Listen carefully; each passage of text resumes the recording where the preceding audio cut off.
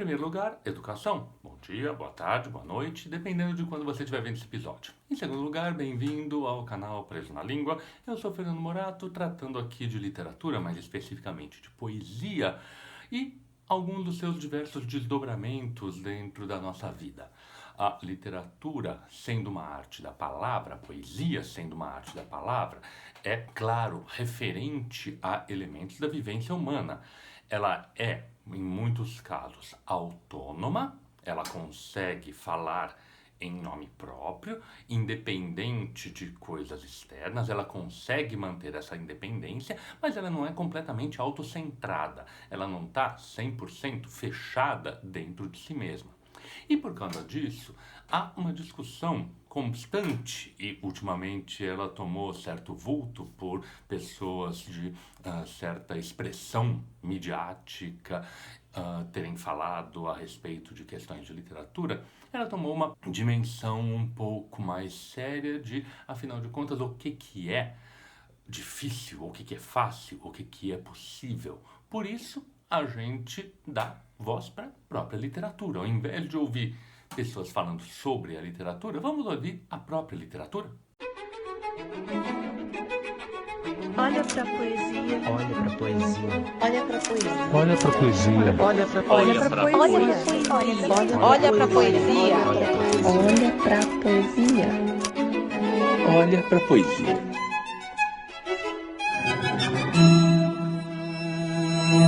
Muito bem. Ao falar desse tema espinhoso de a literatura, a poesia, ela é difícil ou é fácil? Ela deve ser difícil ou deve ser fácil? Há muito equívoco sobre o que é difícil, sobre o que é fácil, sobre o que é adequado ou não é adequado. E por conta disso, vamos dar voz para uma das figuras mais interessantes do universo da cultura de língua portuguesa, o Mário de Andrade. Esse Mário de Andrade, nascido em 1893, morto em 1945, e que foi uma das figuras centrais não só da Semana de Arte Moderna, mas do modernismo brasileiro como um todo. Foi uma das figuras mais conscientes, uma das figuras mais responsáveis, responsável no sentido de dar resposta ao que ele vivia e ativamente estar consciente do que estava fazendo. Mário de Andrade publica no livro A Costela do Grancão um poema muito interessante que se chama Lundu do Escritor Difícil. Eu sou um escritor difícil, que há muita gente inquisila. Porém, essa culpa é fácil de se acabar de uma vez. É só tirar a cortina que entra a luz nessa escurez. Cortina de brincaipora, com teia caranguejeira e enfeite ruim de caipira. Fale fala brasileira, que você enxerga bonito tanta luz nessa capoeira, tal e qual no Magupiara. Misturo tudo num saco, mas gaúcho maranhense que para no Mato Grosso, bate esse angu de caroço, ver sopa de caruru. A vida é mesmo um buraco, bobo é quem não é tatu. Eu sou um escritor difícil, porém culpa de quem é? Todo difícil é fácil, basta a gente saber. Bagé, Piché, Chué ou Xavier. De tão fácil, virou fóssil. O difícil é aprender. Virtude de Urubutinga, que enxerga tudo de longe. Não carece vestir tanga para penetrar meu caçange. Você sabe o francês sange, mas não sabe o que é guariba? Pois é macaco, seu mano, que só sabe o que é da estranja. É um texto muito interessante, é um texto muito vivo, é um texto de uma musicalidade envolvente. O Mário de Andrade tinha várias qualidades e as qualidades de músico são algumas que se destacam também. A formação dele originalmente é de músico e por isso a poesia dele tem um dado de musicalidade muito forte, que às vezes tem gente que perde por querer forçar as compreensões intelectuais. E às vezes, claro, a poesia dele promove algumas dessas compreensões intelectuais que sobrepõem-se à musicalidade. Nesse caso, as duas andam ali, para a par. É um lundu. O lundu, essa dança de origem angolana, que durante o século XVIII começou a ficar um pouco mais popular, ao longo do século XIX se tornou extremamente popular e que tem um dado de falta de legitimidade, de falta de seriedade, que é interessante aqui, porque toda essa musicalidade do verso redondilho, eu sou um escritor difícil, que há muita gente inquisila, essa musicalidade é, na língua portuguesa, associada ao fácil. O escritor difícil está escrevendo na forma fácil. E aí é um jogo, como várias vezes vai acontecer ao longo desse poema, vamos ver, é um jogo entre aquilo que supostamente é o mais fácil, acaba se tornando difícil por força das circunstâncias. E que circunstâncias são essas? São algumas circunstâncias que estão ligadas a certa falta de conhecimento. Basta tirar a cortina que entra a luz nessa escurez, nessa escuridão. E é tradicionalmente uma imagem da poesia ou dos enunciados mais difíceis, o escuro. Heráclito de Éfeso era considerado um filósofo de linguagem obscura. Os barrocos, quando os neoclássicos queriam criticá-los, chamavam sua poesia de uma poesia obscura. Então, o dom da claridade vem com um movimento voluntário de abrir a cortina. Agora, o ponto é, que cortina? Uma cortina de brincaipora, com teia caranguejeira e enfeite ruim de caipira. Os elementos que são da cultura popular são os que estão sendo destacados aqui no gesto facilitador de compreensão dessa poesia supostamente difícil. E aí vem na sequência esses versos maravilhosos que são: misturo tudo num saco, mais gaúcho maranhense que para no Mato Grosso. É um tópico que aqui começa a se formar e acaba se desdobrando em vários lugares. A canção do Renato Teixeira, amanheceu, peguei a viola, botei na sacola e fui viajar, faz a mesma coisa, uma circulação pelo território brasileiro. Ou algumas canções do Antônio Nóbrega também fazem esse mesmo tópico, também elaboram esse mesmo tópico de o Brasil tem uma certa unidade que é feita de diversidade. Temos vários elementos, os mais díspares, que em certos níveis acabam colaborando e se unificando. A unificação do Brasil, a gente sabe historicamente, foi um projeto político nem sempre tranquilo, na verdade, na maior parte dos casos, extremamente violento, promovido por um sul-sudeste que não respeitava as individualidades regionais e, por conta disso, acaba se baseando muito frequentemente em preconceitos contra culturas outras. Desse ponto de vista, a solução ao final dessa estrofe é bastante interessante. A vida é mesmo um buraco. Bobo é quem não é tatu. Essa resposta pode ser bastante interessante, que é: o tatu não faz um movimento, não faz um esforço individual para se adaptar a essas condições do buraco. Na verdade, os milênios de adaptação natural levaram a que ele pudesse ocupar buracos com facilidade. Mas, compreendendo que o exterior é o que determina a atitude individual, a vida é mesmo um buraco. Bobo é quem não é tatu. Joga para o leitor o elemento de adaptabilidade que é importante. O mundo está dado, e no caso, não só do mundo, já que é o mundo do escritor difícil, a literatura, a poesia está dada. A poesia é um elemento do mundo. A partir do momento em que o autor termina seu texto e o divulga, o texto passa a fazer parte do mundo. E como um elemento que é parte do mundo, os leitores têm que se adaptar a isso. É isso que a gente tem. Eu gostaria que o texto fosse diferente. Desculpe, o texto é esse. Ele está aí. E o que a gente faz? Se não é tatu, você corre o risco de ser pego por um predador, por alguma coisa. A vida é mesmo um buraco. Então, o texto está aí, a gente tem que, em algum nível, se adaptar para compreender.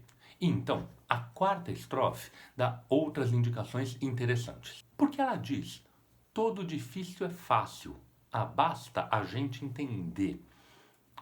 Uma vez mais, a disposição do leitor, e mais do que disposição, a adaptabilidade do leitor é o ponto-chave para a dificuldade do escritor.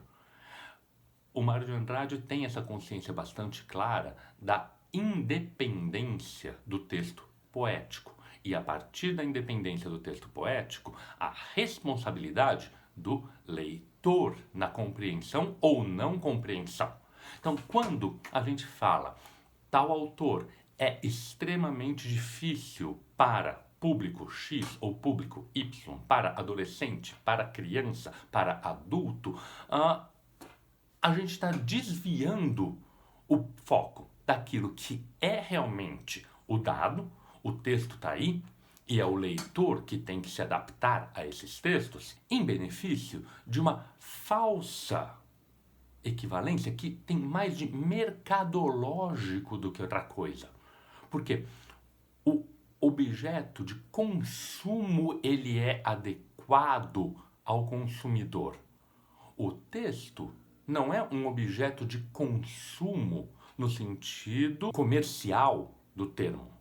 Ele é um objeto de desfrute, ele é um objeto de interlocução, ele é um objeto de meditação. Então, o leitor e texto estão no mesmo nível. É diferente de um objeto de consumo que está sendo adequado para o consumo do seu receptor. Então, aí está o ponto. E como o Mário de Andrade não é nem um pouco ingênuo, ele continua. De tão fácil, virou fóssil. E esse joguinho de palavras, fácil e fóssil, é bastante significativo. Aí a gente tem, grande poesia, a utilização da linguagem nos seus limites de compreensão, porque o facilitador acaba envelhecendo muito rápido. Aquele texto que foi destinado originalmente para encantar com muita facilidade certo tipo de receptor, certo tipo de leitor, muito rápido envelhece, vira fóssil. E desse ponto de vista, só um parênteses, é uma coisa interessante que no Carnaval dos Animais, do Camille Saint-Saëns, ele faz uma piada nesse mesmo nível, porque os fósseis, que são os animais mortos, apresentam uma melodia que é tirada da sua muito popular e famosa dança macabra. Ou seja, o próprio Saint-Saëns reconheceu que aquilo que o fez popular tinha envelhecido rapidamente. O Mário de Andrade, fecha parênteses, o Mário de Andrade sabe disso também. E é esse o ponto da obra que não é, aspas, acessível aos adolescentes. Ela é acessível. Os adolescentes é que têm que também fazer um certo esforço. Significa que todo o esforço é só do leitor? Não. É possível que um texto, um poema, esteja se voltando também para esse leitor. Mas, a partir do momento em que ele está terminado, o movimento proativo dele acabou. E a última estrofe indica um dado bastante interessante, porque é a virtude de Borutinga. Não necessita vestir-tanga para penetrar meu caçange. Você não precisa ser um indígena para compreender as coisas de caráter indígena. Já vi muitos comentários sobre o Macunaíma do Mário de Andrade, que é um livro que você não consegue entender se não for um etnólogo ou algo assim. Mentira! O próprio Mário de Andrade discutia decisões sobre o enredo e linguagem do livro com os seus sobrinhos de 10, 12 anos. Não, é possível, tudo é acessível. Você sabe o francês sange, mas não sabe o que é guariba. E aí é o ponto, pois é macaco seu mano que só sabe o que é da estranja. Nesses 2 últimos versos há uma pequena ambiguidade, porque macaco é guariba. Então, esse penúltimo verso, pois é macaco seu mano, pode ser a resposta da pergunta anterior. Você sabe o francês sange, mas não sabe o que é guariba? Então, é macaco. Mas, por outro lado, se a gente lê esses 2 últimos versos juntos, pois é macaco seu mano que só sabe o que é da estranja, o último verso se ressignifica no sentido de ser uma crítica às pessoas que só sabem coisas estrangeiras. No caso do Mário de Andrade, que estava voluntariamente fazendo um trabalho de conscientização da cultura nacional, ele está reclamando que os leitores que reclamam da sua dificuldade o fazem por uma falha de formação, uma falha de compreensão que é mais deles do que do autor. Por quê? Eles sabem tudo o que é da estranja. E aí que está a ambiguidade. O pois é macaco, seu mano, pode ser também lido como uma crítica aos críticos dele. Eles são macacos, macaqueando o exterior, macaqueando o estrangeiro. Mas esse ponto continua sendo fundamental. Por quê? Porque o mais importante é o que eu trago para o texto. Então, todo texto pode ser acessível. Tudo depende do que eu trago para ele. E o que eu trago? Se eu só trago as coisas estrangeiras, é óbvio que o texto nacionalista do Mário de Andrade, esse que mistura gaúcho maranhense que para no Mato Grosso, não vai ser acessível. Por outro lado, se eu trago algum tipo de conhecimento efetivamente brasileiro, esse texto se abre e a cortina de brincaipora sai da frente e entra a luz nessa escurez.